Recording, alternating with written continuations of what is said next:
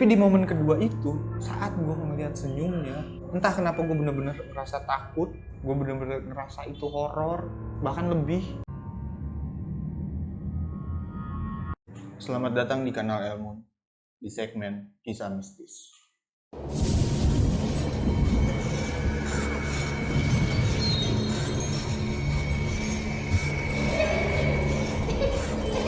Di video ini kita akan mengisahkan kisah-kisah tentang hantu yang sangat amat mengerikan, autentik dari Indonesia, pocong. Sebenarnya kenapa gue mau membuat video tentang pocong ini? Karena gue sedikit penasaran, kenapa pocong begitu ditakuti dan begitu mengerikan? Kenapa banyak orang yang begitu takut dengan pocong? Bahkan hampir semua masyarakat Indonesia itu takut akan pocong. Banyak orang yang kalau ditanya, hantu paling menyeramkan itu apa? Rata-rata mereka menjawab pocong.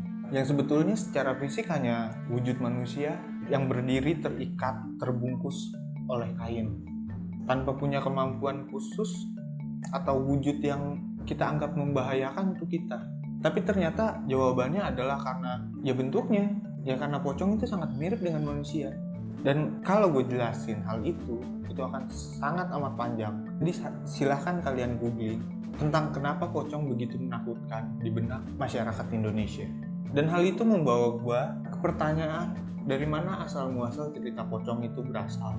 Dan bagaimana bisa kisah-kisah tentang pocong ini muncul? Kita lihat asal usulnya. Dari berbagai macam situs yang gue browsing tentang asal muasal pocong, gue selalu mendapatkan jawaban yang sama. Biar gue bacakan. Pocong adalah hantu penasaran yang bangkit dari kuburnya dikarenakan ikatan dari kain kafannya yang lupa dilepaskan dan berakhir dengan berkeliling meminta bantuan manusia untuk melepaskan ikatannya. Buat gue pribadi, kisah asal muasal pocong itu kurang memuaskan.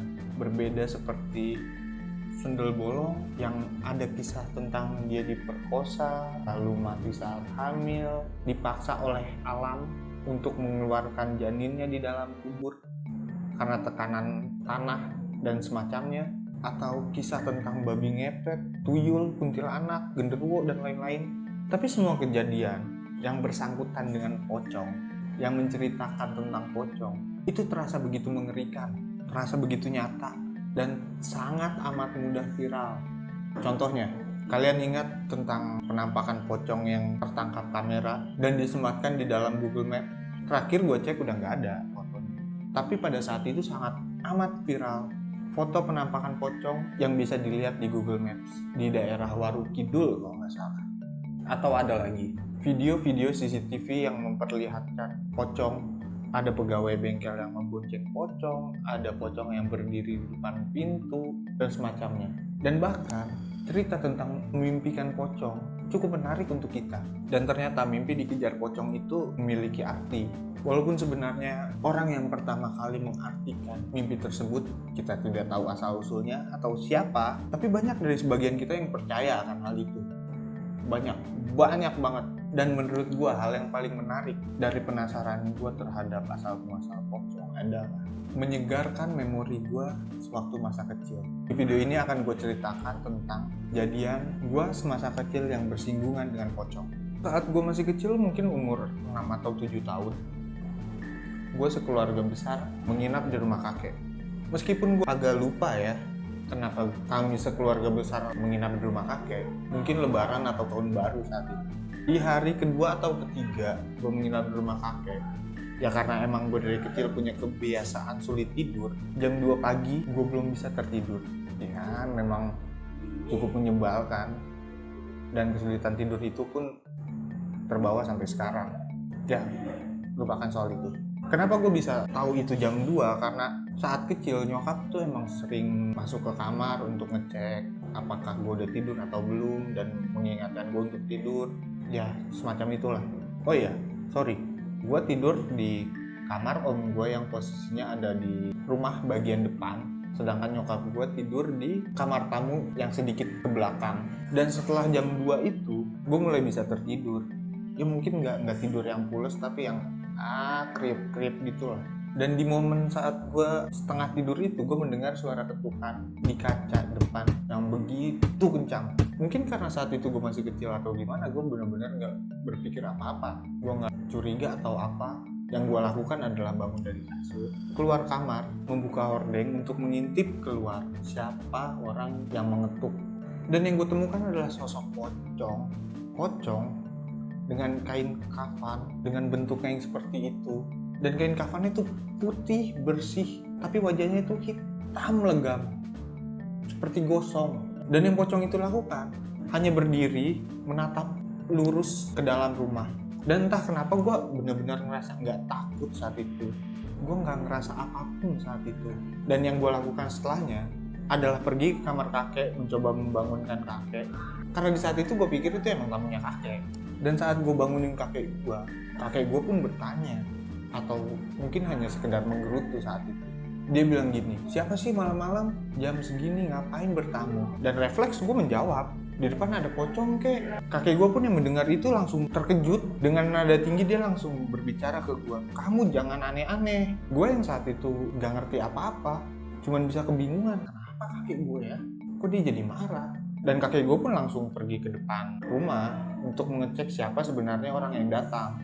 Mungkin kakek gue gak percaya sama omongan cucunya, ya atau mungkin dia mengira gue salah lihat atau apa. Sampai di depan, kakek gue gak langsung buka pintu, tapi dia buka hordeng, sama seperti yang gue lakukan sebelumnya, diintip lewat hordeng. Dan gue yang ngikutin kakek gue ke depan, jelas melihat pocong itu masih ada di posisi yang sama, dengan penampilan yang sama, dengan perawakan yang sama. Cuma ada satu hal yang berbeda, air mukanya berubah. Yang awalnya hanya terpaku melihat ke dalam rumah, lurus ke depan, sekarang sorot matanya berubah. Seakan-akan dia melihat gue yang ada di balik jendela, tapi sambil tersenyum. Dan senyumnya gue masih inget betul ekspresi senyumnya sampai sekarang. Gue gak bisa bilang itu senyuman yang ramah, yang baik, tapi itu senyuman yang lebih dari mengerikan. Di momen saat pertama kali gue buka hordeng dan melihat dia, gue sama sekali gak merasakan apapun. Gue sama sekali gak ketakutan, dan gue sama sekali gak merasakan hal mengerikan di sana. Tapi di momen kedua itu, saat gue melihat senyumnya, entah kenapa gue bener-bener ngerasa takut, gue bener-bener ngerasa itu horor, bahkan lebih. Mungkin kalau gue definisikan saat ini, rasanya tuh seperti menerima teror. Dan gak lama dari situ gue menjerit, menangis histeris, sejadi-jadinya. Dan itu pertama kalinya gue merasakan kengerian yang sebegitu. Gue masih inget sedikit momen saat gue menangis histeris itu. Ibu dan bapak gue keluar dari kamar, menghampiri gue, lalu blank. Gue gak inget apa-apa. Dan belum lama ini, gue menanyakan hal tersebut ke ibu gue. Dan belum lama ini, saat gue sekeluarga pergi main ke rumah kakek. Dan kebetulan gue masih ingat dengan cerita ini. Karena browsing ini, gue menanyakan kejadian tersebut ke ibu gue di depan kakek gue dan beberapa tetangga yang kebetulan lagi nongkrong lah. Dan ternyata cerita dari versi ibu gue punya sedikit perbedaan dengan gue. Dan saat gue mendengar cerita dari nyokap gue ngerasa itu bener-bener cerita yang gak masuk akal, di luar nalar. Bagaimana mungkin cerita itu bisa kejadian? Di malam saat kejadian itu, sebenarnya ibu gue pun mendengar suara ketukan di jendela yang begitu kencang itu. Tapi ibu gue mengabaikan suara itu, karena mungkin menurut dia itu tamu dari kakek gue yang kebetulan RT pada saat itu. Dan bunyi ketukan jendela itu dibarengi dengan bau anyir darah dan bau kemenyan yang begitu menyengat. Seakan-akan bau itu berasal dari dalam rumah. Sedangkan yang gue alami, gue sama sekali gak mencium bau-bauan itu.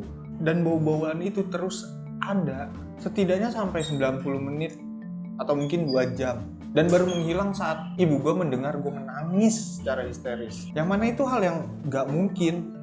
Karena timeline yang gue rasain saat gue melihat atau mengintip dari balik jendela, ngebangunin kakek gue, balik lagi ke depan dan lalu menangis, itu rasa-rasanya nggak nyampe 10 menit, bahkan nggak sampai 5 menit. Tapi yang dialami ibu gue itu, menurut cerita dia, kejadian itu berlangsung lebih dari 90 menit. Gue sempat berpikir, mungkin ibu gue lupa, atau mungkin ibu gue salah lihat jam, atau salah mengira, dan semacamnya.